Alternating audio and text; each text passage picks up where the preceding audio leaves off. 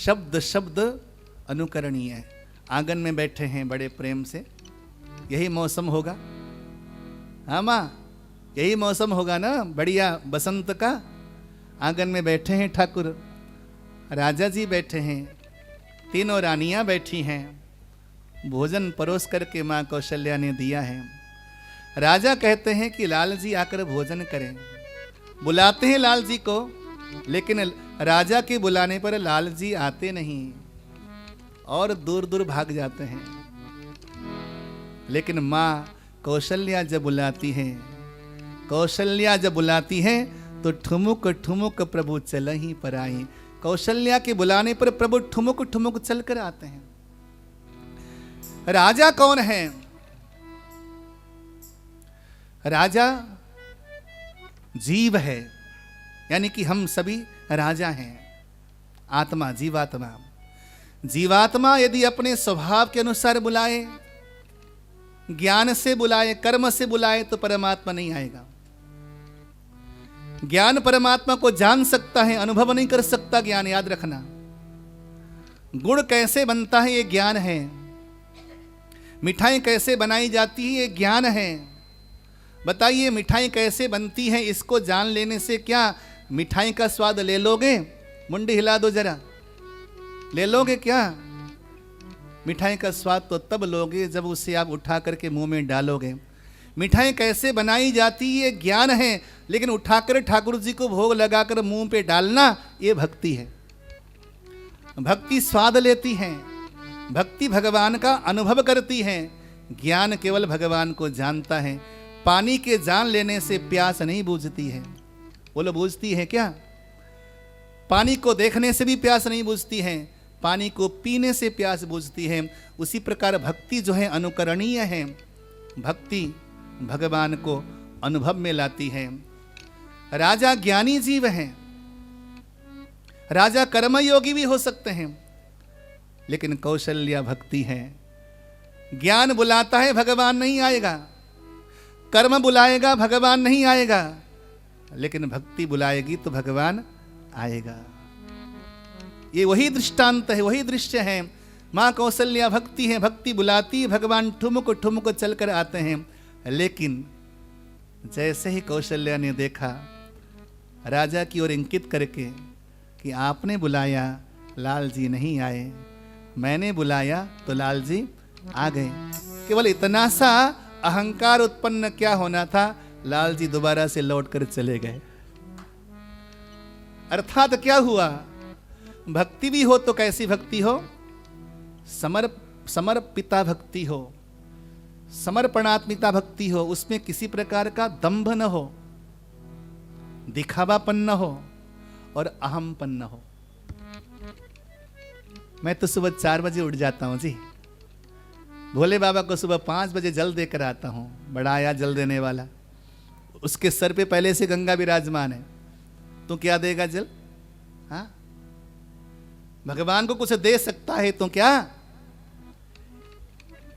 जो हम भगवान को वस्तु अर्पित करते हैं उसका भूखा नहीं है वो। उसके पास पहले से भरा पड़ा हुआ है, सारी सृष्टि का मालिक है वो। तो क्या फूल देगा? जो हर पुष्प में रंग भरता है उसे। तो क्या जल देगा? जो गंगा जी को माथे पे धारण करता है, मस्तक पर, जिनके चरणों से गंगा निकली है, उसे क्या तू जल देवेगा? कुछ भी देकर हम भगवान को खुश नहीं कर सकते। वस्तु के साथ हमारी भक्ति जुड़ी रहती है, इसलिए हम वस्तु अर्पित करते हैं। कुछ लोग कहा करते हैं इन चीजों से भगवान की पूजा क्यों होती महाराज जी? हम भगवान को फूल भी चढ़ाते हैं, फल भी चढ़ाते हैं। थोड़ा समझो बातों को। आपके घर में बड़ा प्यारा सा अतिथि आ गया, मेहमान आ गया, ठीक है ना? मेहमान अपने घर में संपन्न है, खाता पीता मेहमान है, और आपके घर में आ गया। आपको पहले से पता लग गई गुप्ता जी, और माता जी से कहा कि आप वो आ रहे हैं आज। तो माता जी सुबह से पकोड़े तलने लगती हैं। हाँ, गोभी के पकोड़े, पनीर के पकोड़े, मेहमान आ रहे हैं, ठीक है ना? मिष्ठान्न मंगा लेते हैं, हलवा बना लेते हैं, और जब मेहमान आ जाते हैं तो बढ़िया सजा करके 10-12 आइटम सामने रख देते हैं, ठीक है ना। अब मेरे प्रश्न का उत्तर देना मेरे भाई बंधुओं, वो जो मेहमान आया है क्या पकोड़े का भूखा था?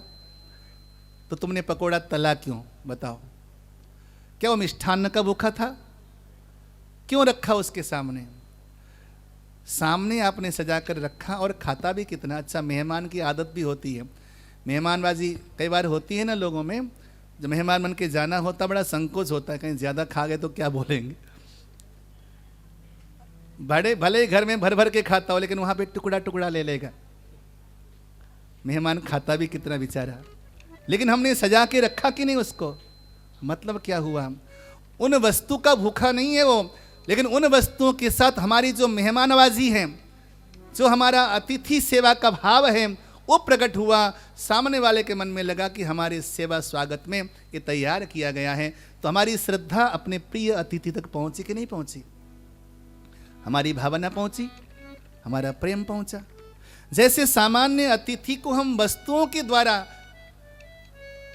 संतुष्ट नहीं कर सकते, लेकिन वस्तुओं के साथ हम भावनाओं को प्रेषित कर सकते हैं, उसी प्रकार भगवान भी वस्तुओं का भूखा नहीं, लेकिन वस्तुओं के साथ हमारी भावना लिपट के भगवान तक जाती हैं। बोलो जय श्री राम। जय श्री राम। अब तो खैर जमाना दूसरा आ गया, व्हाट्सएप का और ईमेल का, मैसेंजर का ज़माना आ गया। पहले के ज़माने में चिट्ठी लिखी जाती थी और पोस्ट ऑफिस से एक बढ़िया लिफाफा लेके आते थे और लिफाफा लाकर उस चिट्ठी को लिफाफे के अंदर डाला जाता था। एक बार दोनों बाजू उठा के बोलेंगे जय श्री राम, जय श्री राम, फिर बोलेंगे जय श्री राम, जय श्री राम। ध्यान आकर्षित चाहूंगा, जब चिट्ठी लिखी गई तो अब चिट्ठी को ले जाकर सीधे हम पोस्ट बॉक्स में नहीं डालते, उसको लिफाफे में डालते हैं, बाहर एड्रेस लिखते हैं, नाम लिखते हैं, फिर डाले जाते हैं। तो मानो कि हमारी भावना चिट्ठी है और जो वस्तु भगवान को देते हैं वो लिफाफे का काम करता है। हम अपनी भावना वहां पहुंचाते हैं, बस इतना सा है, लेकिन ये कोई सामान्य नहीं है। बगिया में खिलता हुआ सुंदर सा फूल उठा के जब ठाकुर के मस्तक पे सजा देते हैं ना, तो ठाकुर का श्री शरीर श्री विग्रह देख कर के हमें आनंद आ जाता है। उसके द्वारा ठाकुर की शोभा नहीं है, उस फूल की शोभा है जो बगिया में आज नहीं तो कल मुरझा जाता और लोगों के पैरों के नीचे वो मसला जाता। आज वो फूल भगवान के श्री शरीर में चढ़ गया, उस फल का सौभाग्य है, उस फूल का सौभाग्य है। भगवान की शोभा कहाँ? भगवान तो अपने आप में अनुपम हैं, उनके सौंदर्य को सजाने की जरूरत नहीं, लेकिन उस पुष्प के साथ हमारी भावना भगवान के माथे पे चढ़ गई, हमारी भावना वहां पे भगवान के मस्तक पे चढ़ गई है। इतना आदर देते हैं भावनाओं को भगवान। इसलिए भक्ति में किसी प्रकार का दंभ न हो कि मैंने किया। अभी मैं शिवरात्रि को देख रहा था मंदिर में, लोगों को वैसे ज्ञान भी नहीं है, क्योंकि साल में एक बार तो शिव जी को पूजा करनी होती है। उन्होंने वो जंगल का घास सब उठा करके ले आते हैं, धतुरा भतुरा सब लेकर आते हैं, वो शिव जी को चढ़ाते हैं। जिस घास की कोई कीमत नहीं होती, साल भर बेचारा वो भी कीमत पा जाता है। मैंने कहा धतुरा कितने का? बोला 200 रुपये किलो। मैंने कहा बता, कोई इसको पूछता नहीं, लेकिन भगवान से जुड़ जाता है तो उस धतूरे की भी कीमत हो जाती है। वो आँख, जिस आँख का अगर दूध आँखों में पड़ जाए तो आँख फूट जाती है, बताया आपको। अकुआ जिसे कहते हैं, जो भोले बाबा को चढ़ता है, अगर एक बूंद भी अगर उसका दूध आँख में चला जाए तो आँख फूट जाती है, ऐसा कहा जाता है। सच है, ये जहर है आँखों के लिए। लेकिन उस अकुआ को भी शिवरात्रि के दिन लोग ऐसे बेचते हैं कि मैं माली से पूछा आँख है क्या? बोला 12 बजे समाप्त हो गया था। धन्य हो बाबा। हाँ, जिस बाबा का आश्रय लेकर के जहर भी अनमोल हो जाता है, उस बाबा का आश्रय लेकर क्या हमारी भक्ति अनमोल नहीं होगी? नहीं होगी, बताओ। तो इसीलिए भक्ति में दंभ नहीं होना चाहिए। माँ कौशल्या ने देखा कि मेरी भक्ति श्रेष्ठ है, न ज्ञान श्रेष्ठ है, न कर्म श्रेष्ठ है। दशरथ जी को धत्ता बता दिया। तो उसी समय ठाकुर जी ने कहा ये भी सही नहीं है, क्योंकि ज्ञान के बिना भी भक्ति रोती है, वैराग्य के बिना भी भक्ति रोती है। ज्ञान वैराग्य युक्त भक्ति ही श्रेष्ठ होती है। भगवान उस दंभ युक्त भक्ति के हाथों में नहीं आए। भगवान लौट कर चले गए। जब कौशल्या ने देखा कि मेरे बुलाने पर आए तो थे लेकिन लौट कर चले गए, अब लाल को पकड़ने के लिए माँ भागती है उनके पीछे पीछे। कि निगमनेति शिव अंत न पावा, निगमनेति शिव अंत न पावा, ताहि धरे जननी हठि धावा, ताहि धरे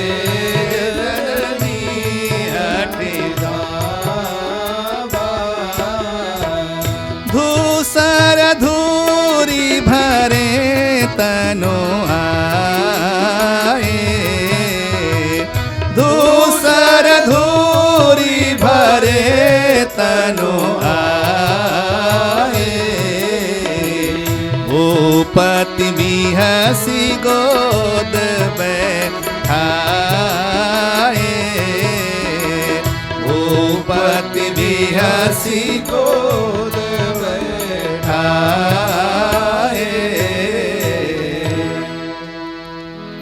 निगम यानी कि वेद भी जिन भगवान को नेति नेति कहकर पुकारते हैं, आज उस भगवान को पकड़ने के लिए माँ दौड़ रही है। और सुनो, माँ के पकड़ में आ गए तो अंतिम सूत्र ये भी समझना, भक्ति चाहे कैसी भी हो, दंभ युक्त भक्ति भी क्यों न हो, जब भगवान को पकड़ लेती है माँ तो भगवान जाना नहीं चाहते। धूल दूसरित हो गए, मट मैले हो गए, कीचड़ सन गया शरीर में, लेकिन माँ ने जबरदस्त पकड़ ही लिया। यानी कि भक्ति चाहे कैसी भी हो, भगवान को पकड़ तो सकती है। तुम चाहे कैसे भी करो भक्ति करो, चाहे कैसी भी करो भक्ति करो। ये ठीक है कि दंभ वाली भक्ति भगवान को प्रिय नहीं है। निर्मल मन जन सो मोहि पावा, मोहि कपट छल छिद्र न भावा। कपट रहित भक्ति ही भगवान को प्रिय है, निर्मल मन वाली भक्ति ही भगवान को प्रिय है। लेकिन भक्ति जैसी भी है भगवान पकड़ में आ ही जाता है। दुल दूसरित हो गए, उठाकर दशरथ जी की गोदी पर बिठा दिया, अर्थात ज्ञान और कर्म की गोदी पर भक्ति ने बिठा दिया। उसके बाद कर्म भी श्रेष्ठ है और ज्ञान भी श्रेष्ठ है। यानी कि भगवान से जुड़ा हुआ कर्म, कोई भी कर्म हो, श्रेष्ठ है, और भगवान से जुड़ा हुआ कोई भी ज्ञान हो, वो ज्ञान श्रेष्ठ है। हाँ, जिस भजन में राम का नाम न हो वो भजन गाना नहीं चाहिए। जिस कहानी में राम कहानी न हो वो कहानी सुनानी नहीं चाहिए। जिस बात में राम की बात न हो वो बात बतानी नहीं चाहिए।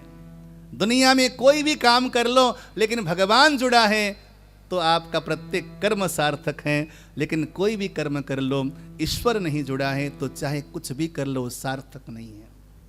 यही सिद्धांत है। ठाकुर जी बड़े हो गए। राम जी का जनेऊ संस्कार हुआ 11 वर्ष की आयु में। बच्चों का जनेऊ संस्कार जरूर कराना। विप्र बटु है तो 8 वर्ष से लेकर जनेऊ संस्कार करा सकते हैं। बचपन में हमारे भारत में गुरुकुल की परंपराएं समाप्त हो गईं, वेद समाप्त हो गए।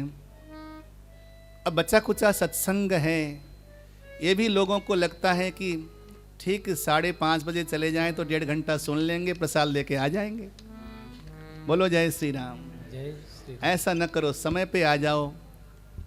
ये सत्संग ही बचा है वर्तमान में धर्म रक्षा के लिए। जरा बताओ इसके अलावा कुछ है हमारे पास? ये हमारे परिवार की एक गुड़िया है, वो संस्कृत पढ़ रही थी, पता नहीं आई है कि नहीं आई है। हाँ, उसने बताया कि मैं संस्कृत पढ़ रही हूँ। मन बड़ा प्रसन्न हुआ कि संस्कृत पढ़ रही है, संस्कृत से एमए कर रही है। अब जमाना गया कि लोग संस्कृत तो नहीं पढ़ते, हिंदी नहीं समझते। अभी मैंने कहीं कथा में मैंने हिंदी का, विशुद्ध हिंदी का भजन गाया। बंदा आके बोला गुरुजी आपने संस्कृत में भजन बोला। मैंने कहा लो कर लो बात। मैंने कहा शुद्ध हिंदी का भजन है लाडले। लेकिन लोग अगर शुद्ध हिंदी बोलें तो आज समाज के लोग नहीं सुनेंगे। इसलिए मैं प्रयास करता हूं कि थोड़ा सा जो है लटपटाता हुआ हिंदी बोलूं ताकि समझ में आ जाए लोगों को कथा में। शुद्ध हिंदी नहीं समझते, अगर साहित्यिक हिंदी का प्रयोग करें तो नहीं समझेंगे लोग। तो भाषा हमारे पास नहीं है, संस्कार हमारे पास नहीं है, धोती कुर्ता हमने छोड़ ही दिया है। माताओं को धन्य कम से कम साड़ी तो डाल ही रही हैं। धर्म की रक्षा तो हमारी माताएं कर रही हैं, सीधी सी बात है, मानो चाहे न मानो। आज भी घूंघट है, चुनरी है माताओं के शरीर में, ये बनी रहे। बोलो जय श्री कृष्ण, जय श्री राम। ये बनी रहे, ये संस्कार हैं, सभ्यता है, ये प्रतिबंध या बंधन नहीं है। बाबुओं को भी कम से कम पूजा में बैठते समय धोती और कुर्ता तो डालना ही चाहिए। धोती बहुत सुंदर परंपरा है। जनेऊ संस्कार होना चाहिए बच्चों का, जनेऊ संस्कार कराया, धर्म की रक्षा हो। हम केवल धर्म की बात करें, कोई इसके द्वारा धर्म की रक्षा नहीं होगी, हम आचरण में लाएं। मैं आज भी अगर बस में सफर करूंगा तो धोती कुर्ता ही पहन के सफर करूंगा, माथे पे तिलक होगा। मुझे स्वाभिमान है अपने धर्म पर, मुझे स्वाभिमान है अपनी संस्कृति पर, अपने द्योत वस्त्र पर। लोग कहते हैं कि महाराज जी आज इतनी बड़ी चोटी। मैंने कहा कि चोटी तो हमारी सभ्यता है, ये सिखा है, यही सिखा थी जिसके माध्यम से छत्रपति शिवाजी को शिवाजी बनाया समर्थ रामदास ने। यही सिखा थी जिसके माध्यम से चाणक्य ने चंद्रगुप्त मौर्य को मढ़ा। ये सिखा कोई सामान्य सिखा नहीं है।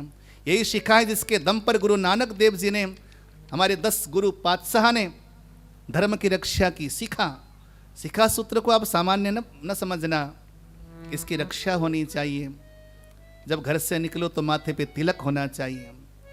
तिलक से हमारा तृतीय नेत्र खुलता है, आज्ञा चक्र खुलता है तिलक से। शुद्ध तिलक हो माथे पर, कंधे पे जनेऊ हो।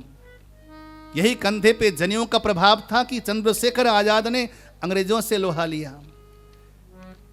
वही पगड़ी की शान थी कि बड़े बड़े जो अंग्रेज योद्धा थे, शासक थे, उनके आगे भगत सिंह जी निडर, एक 23 वर्ष का युवा निडर होकर के सामना कर सकता था। ये हमारी संस्कृतियां हैं, तो इनकी रक्षा होनी चाहिए। इसके द्वारा स्वाभिमान जगता है।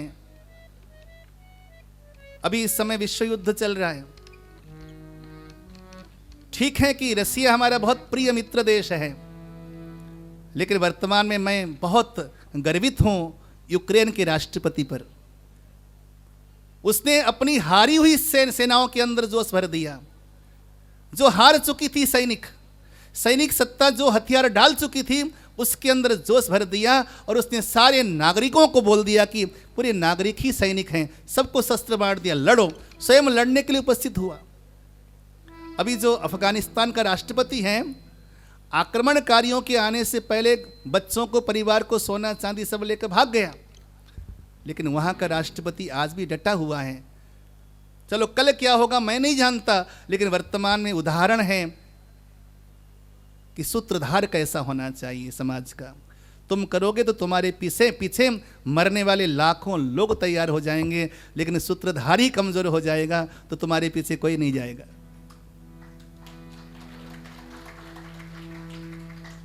तुम अगर चाहते हो कि लोग अनुकरण करें तो पहले तुम करो। इसलिए भगवान विष्णु की पूजा होती है। वो चतुर्भुजी हैं क्योंकि वो भुजाओं से कर्म करते हैं। ब्रह्मा जी की पूजा नहीं होती क्योंकि वो चतुर्मुखी हैं, केवल कहते हैं, करते नहीं।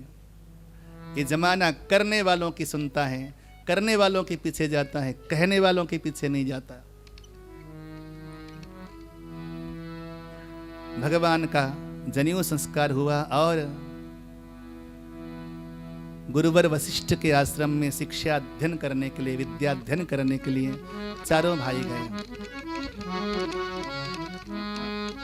गुरुगृह गय पढ़न रघुराई गुरुगृह गय पढ़न रघुराई गुरुगृह गए पढ़न रघुराई गुरुगृह गए पढ़न रघुराई अल्प काल विद्या सब पाई अल्प काल विद्या सब आई जाकी सहज श्वास श्रुति चारी जाकी सहज श्वास श्रुति चारी सोहारी पढ़ यह कौतुक भारी सोहारी पढ़ यह कौतुक भारी गुरुगृह गए पढ़न रघुराई गुरुगृह गए पढ़न रघुराई अल्प काल विद्या सब आई अल्प काल विद्या सब आई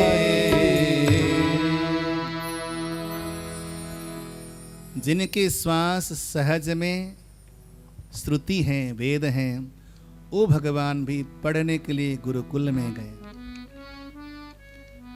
मेरे बच्चों जो अभी भी गुरु के आश्रय में हैं अपने स्कूलों में या कॉलेज में पढ़ रहे हैं एक बात को ध्यान रखना तुमने जीवन में यदि अपने गुरुओं का आदर नहीं किया तो तुमने कुछ नहीं पाया। अपने गुरुओं का खूब आदर करो जो जिसने भी तुम्हें जो भी पढ़ाया है तुम्हें क ख से लेकर आद्योपांत जितना भी पढ़ाया है तुम उनके ऋणी हो। पैसों से कभी विद्या खरीदी नहीं जाती।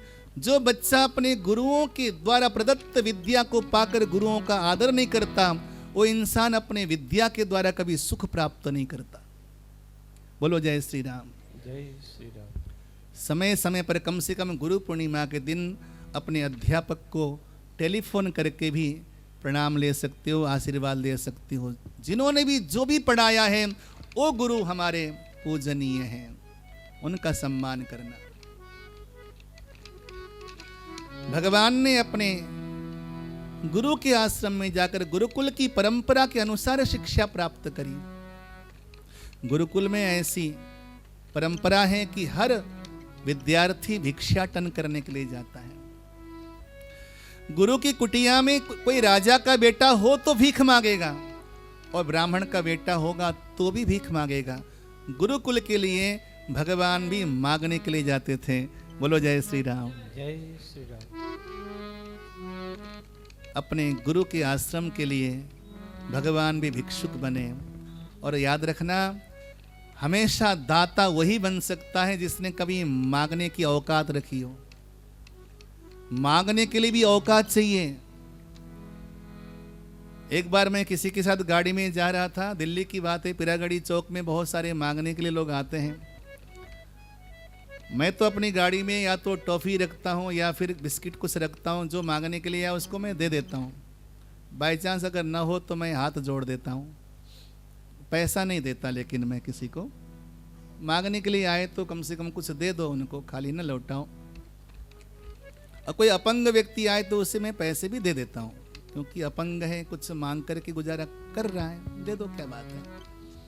तो मैं किसी के साथ कहीं जा रहा था तो उसी पिरागढ़ी चौक की बात है, वो झिड़क दिया उसको। अच्छे खासे खाते पीते लोग लग रहे हैं, देखो काम नहीं करते, ये काम करके नहीं खा सकते। मैंने कहा बात तो सही कह रहे हो तुम, काम करने लायक तो है, लेकिन एक बात तुमने ध्यान नहीं दी, हट्टा कट्टा है, खाता पीता लग रहा है, काम करके खा सकता है, लेकिन एक बात ध्यान देना, ये मांगने की औकात रख रहा है।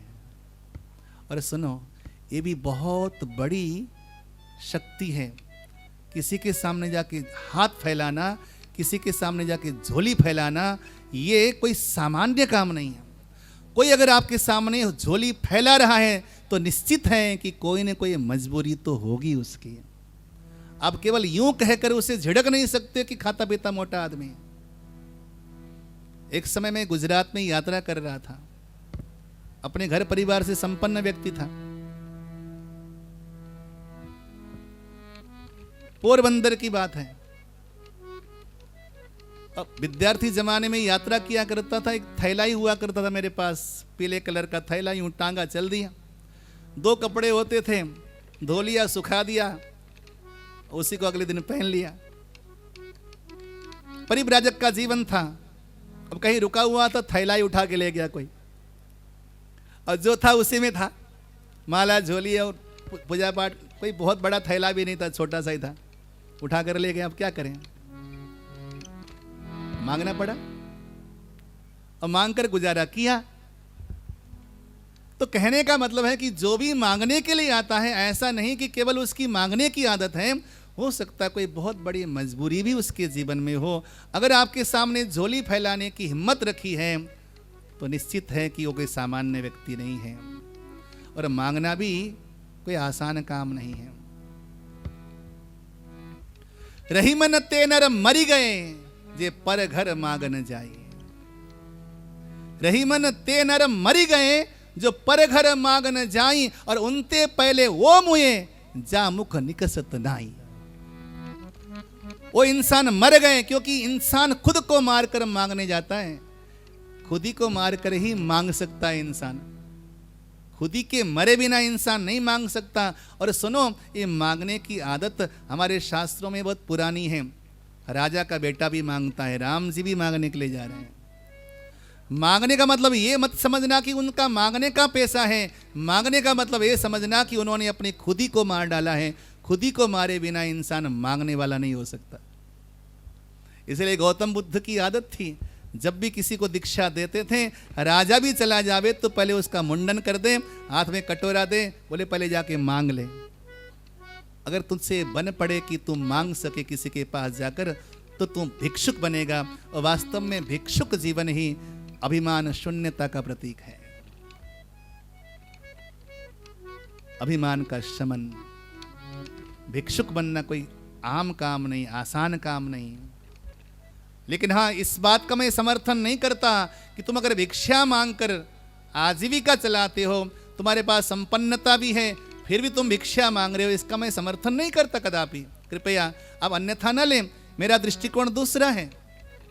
मैं केवल उसके भीतर की जो अहंता है, उस अहंता को मारने वाले भिक्षुक की बात कर रहा हूं। अभी मैंने सुना कोरोना काल में मुंबई का कोई भिखारी था, जब वो मरा, उसकी गुदड़ी के नीचे 75 लाख रुपए मिले।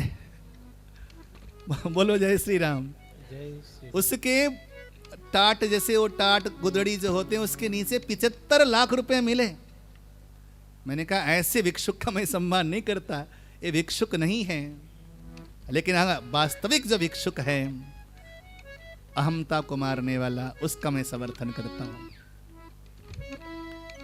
भिक्षा मांगते हैं राम जी, गुरुकुल में लाकर देते हैं। और न केवल ब्राह्मण, लोग कहते हैं कि हमारे देश में जातिवाद है। मैं चुनौती देता हूं उन लोगों को जो जातिवाद की बात करते हैं। हमारे देश में कभी जातिवाद की कोई परंपरा थी ही नहीं। उसी गुरुकुल में चारों वर्ण के लोग बैठकर शिक्षा अध्ययन करते थे। ब्राह्मण का बेटा, क्षत्रिय का बेटा, वैश्य का बेटा, शूद्र का बेटा, जो अलग अलग उनका विषय है, उन विषयों पे पारंगत थे। हमारे देश का शूद्र विश्वकर्मा हुआ करता था। क्या बात करते हो तुम? हमारे देश में कभी भी इस प्रकार की जातिवाद के विवाद के लिए कोई जगह ही नहीं, शास्त्रों में कहीं पर भी। शूद्र का मतलब उपेक्षणीय नहीं है, त्याज्य नहीं है। शूद्र का मतलब शूद्र का मतलब तो वंदनीय है। जो शुद्ध है वही तो शूद्र है, जो समाज को शुद्ध करता है, हमारे घर को शुद्ध करता है। हमारे घर में आके झाड़ू पोंछा लगाती है, मैं उसको अम्मा जी कहता हूँ। मैं घर में काम करने वाले, सफाई करने वाली माताओं को, बहनों को मैं कभी ऐसे रूप से देखता ही नहीं। और मैं आपसे भी कहना चाहूँगा, जो स्त्री आकर आपके घर में पोंछा लगा रही है, आपके घर में आने वाली लक्ष्मी का सम्मान कर रही है, स्वागत कर रही है। शास्त्र कहते हैं जिस घर में सुबह पोंछा नहीं लगता उस घर में लक्ष्मी जी नहीं आती। वो स्त्री आती है, आकर पोंछा लगाती है, आपके घर में आने वाली लक्ष्मी का स्वागत करती है। बताइए वो क्या सम्माननीय नहीं है? ठीक है, भगवान ने आपको इस लायक नहीं बनाया, पोंछा लगाओ, शरीर साथ नहीं देता, समय नहीं मिलता बच्चों की सेवा में। ठीक है, भगवान ने 4 पैसा दिया है तो काम वाली बाई है, उसकी भी आजीविका चल जाएगी। भगवान ने परस्पर उपकारक जीवन बनाया है। हमसे आप पलते हैं, आपसे हम पलते हैं, ये तो संसार का नियम है। लेकिन सनातन धर्म में कोई उपेक्षणीय नहीं है, किसी की उपेक्षा नहीं हुई है। अगर भगवान के चरण से गंगा जी प्रकट हुई हैं तो पापों को नष्ट करने के लिए हम गंगा जी में जाकर डुबकी लगाते हैं। उन्हीं चरणों से शूद्र का जन्म हुआ है और भगवान के चरणों में जाकर हम प्रणाम करते हैं। बोलो जय श्री राम। जय श्री राम। बताइए कि जिन भगवान के चरणों में जाकर ब्राह्मण, क्षत्रिय, वैश्य, शूद्र चारों वर्ण सर रखता है, उसी चरण से निकलने वाला शूद्र है, वो कैसे उपेक्षणीय हो सकता है? बोलो, क्या उसकी उपेक्षा होगी? फिर तो गंगा जी फेल हो जाएंगे। फिर मरते समय गंगा जी का जल तुम्हारे मुंह में क्यों डाला जाए भाई? क्योंकि गंगा जी उन्हीं चरणों से निकली है, शूद्र भी उन्हीं चरणों से निकला है। लेकिन अब झगड़ा करने वाले लोगों को, उनको बहाना चाहिए, क्योंकि हम तो बेचारे हो गए हैं। और कोई बेचारा होकर अपने यहाँ बेचारा बन जावे और समाज से कटना चाहे और धर्म से जुड़ना न चाहे, तो उनके लिए तो विधाता भी आकर समझा नहीं सकता। बोलो जय श्री राम। जय श्री राम। चारों वर्णों का सम्मान होना चाहिए। ये वर्ण समाज को विभाजन करने के लिए नहीं, वर्ण कर्मों के अनुसार है।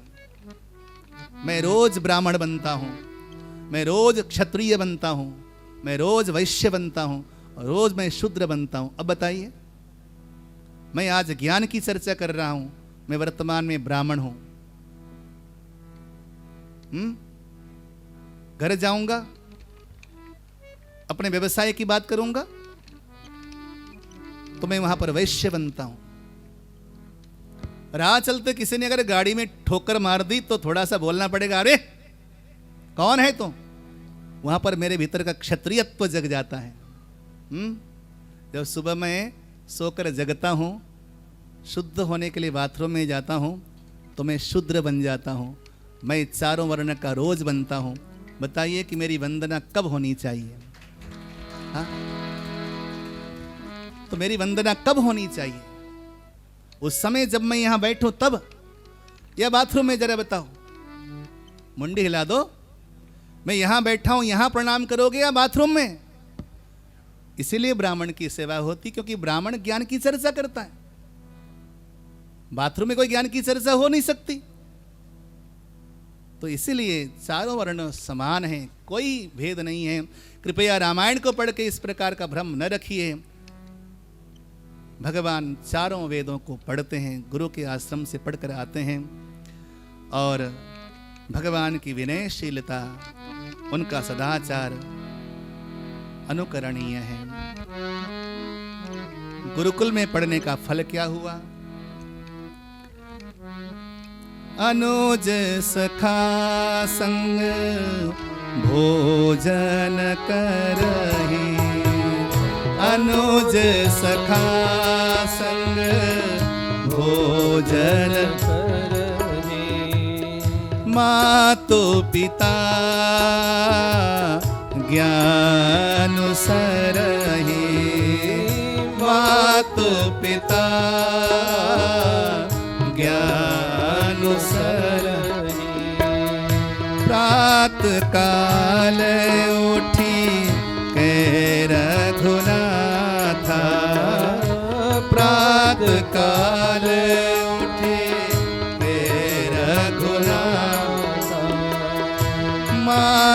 पिता गुरु नावहि माथा, मात पिता गुरु नावहि माथा।